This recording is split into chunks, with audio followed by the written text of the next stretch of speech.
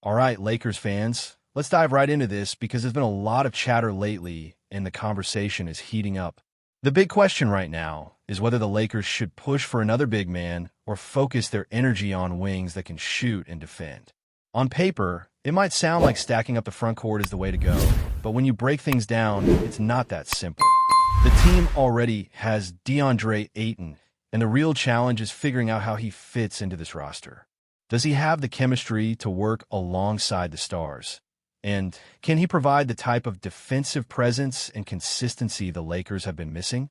Until we see that play out, rushing into another high-cost center like Walker Kessler feels more like a gamble than a guarantee. Think about it. The Lakers are in a situation where they need versatility, not just more size. Kessler is an excellent rim protector, no doubt about that. And he's got a knack for catching lobs, which is always a plus when you have playmakers like Luka Doncic feeding the ball. But the price tag being floated around is absolutely insane. The Utah Jazz reportedly want Austin Reeves plus 2 first-round picks in exchange for Kessler. That's not just steep, that's highway robbery.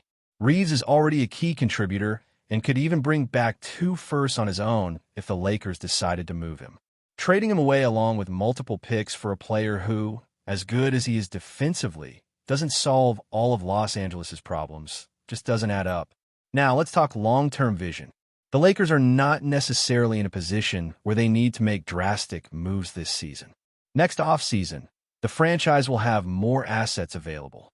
They could potentially move up to 3 first-round picks, not to mention additional swap rights and contract flexibility to absorb salaries. That's when the real fireworks can happen. This season is about evaluating what they already have, especially Ayton. If he clicks and proves he can anchor the paint, then there's no urgency to mortgage the future for Kessler. But if things go sideways and he doesn't fit, then next year you can start exploring more aggressive moves, maybe even a double sign trade scenario. That being said, there's still chatter about making a push around the trade deadline. And yes, adding Kessler as a backup big for the stretch run could have some logic behind it. But let's not forget the numbers. He's going to be looking at a contract worth somewhere between $18 and $20 million a year, because that's just the going rate for starting centers in today's NBA. Are the Lakers really going to shell out that kind of money to keep him as a backup behind Ayton? That would mean committing upwards of $45 million or more to just 2 big men. And that's not exactly the smartest way to build a roster in today's league, where versatility and spacing win championships. And then there's the Lauri Markkanen conversation. His name always floats around because he's such an intriguing fit. He can score without needing the ball in his hands. He can stretch the floor, and you could even slide him into the 3 for now, with LeBron at the 4 and Ayton at the 5. Down the line, when LeBron eventually steps away, Markkanen shifts over to the 4 seamlessly. That's a move that makes more sense stylistically than Kessler alone. The problem, of course, is Markkanen's contract. He's being paid like a first or second option, when in reality, he's better suited as a strong third option. But if you could swing a deal that brings in both Markkanen and Kessler, then suddenly you're talking about a massive, versatile frontcourt with size and skill. Imagine a lineup with Markkanen, Ayton, Kessler, and Luka, with a defensive-minded wing or guard filling in the last spot. That's a nightmare for opponents. But here's the catch. Pulling off that type of blockbuster means gutting the roster. You'd be sending out guys like Rui Hachimura, Gabe Vincent, Max Christie, and Dalton Connect, maybe even involving a third team just to make the salaries work. That's not just tweaking the roster. That's tearing it down and rebuilding it mid-season, which comes with a ton of risk. Plus, as talented as Markkanen is, do you really want to handcuff the team financially to a player who might not consistently live up to that hefty salary? It's a tricky balance between adding talent and maintaining flexibility. Utah's strategy here is classic Danny Ainge. He always starts by asking for the moon. Remember when the Lakers were negotiating the Russell Westbrook trade? Ainge initially demanded 2 unprotected first-rounders in exchange for a package centered around veterans like Mike Conley, Rudy Gay, and Malik Beasley. Over time, the asking price slowly dropped as the deadline approached, until it reached a more realistic level. That's how Ainge operates. Start high, wait to see who bites, and then bring the price down when teams get desperate.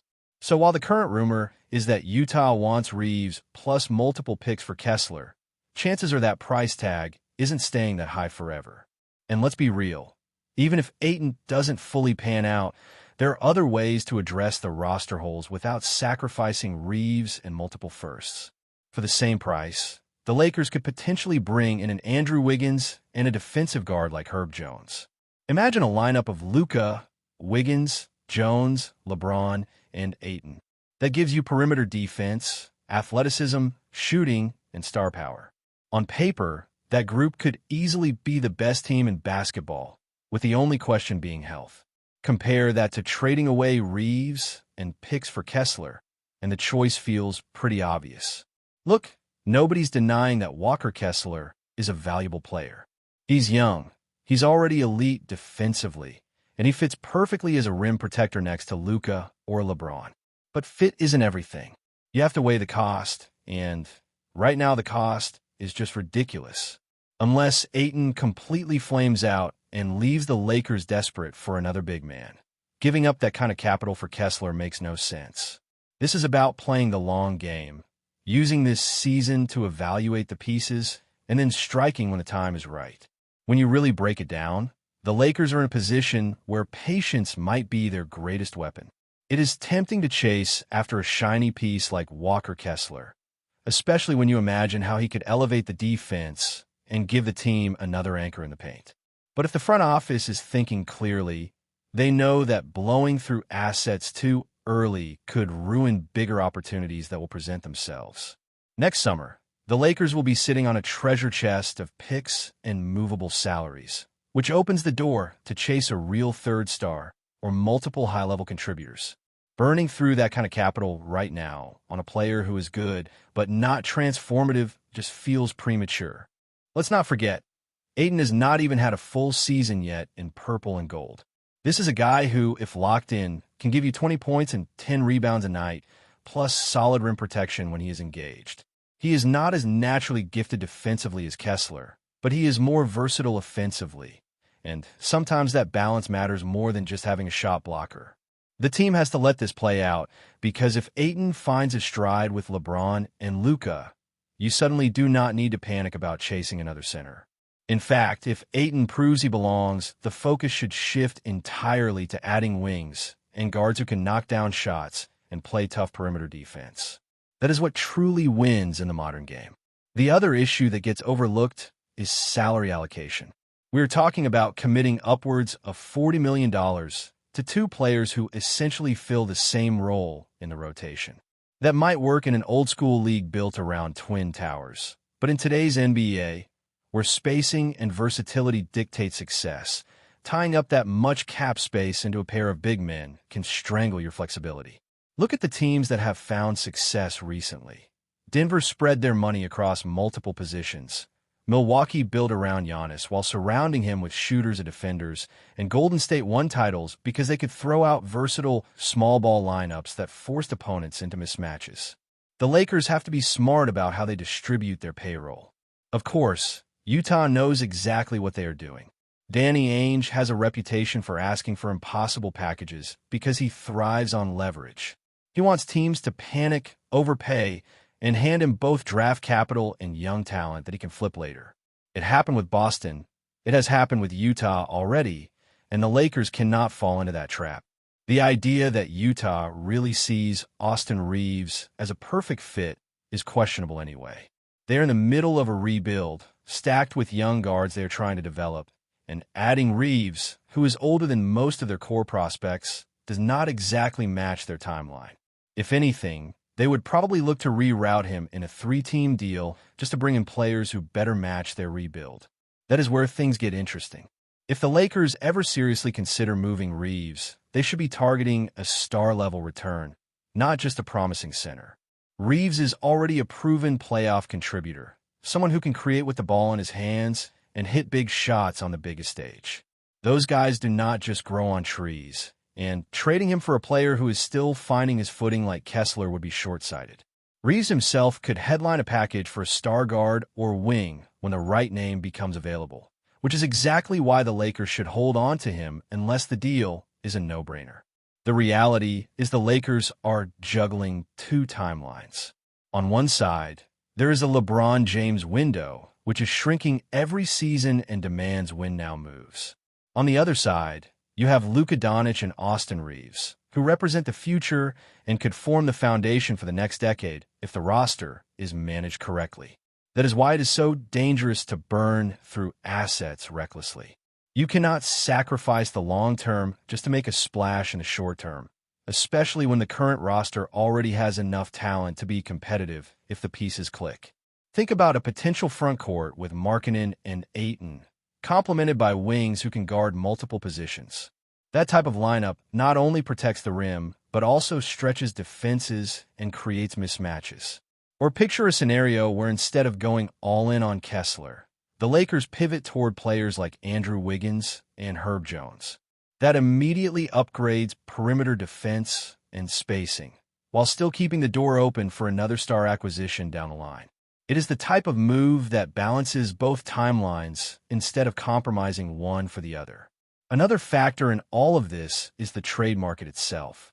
As the season unfolds, more names will become available, and prices often drop as deadlines approach. Right now, Utah can throw out an outrageous asking price because it is early and they know teams are just sniffing around. But as the months go by, pressure builds and the so-called non-negotiable demands start to soften. That is when the Lakers can swoop in and make a smarter deal. It is the same playbook that led to the Westbrook trade eventually becoming a favorable package for Los Angeles. Patience paid off then, and it can pay off again. The path forward is clear. This season should be used as a test case for Ayton. If he proves himself, the need for Kessler evaporates.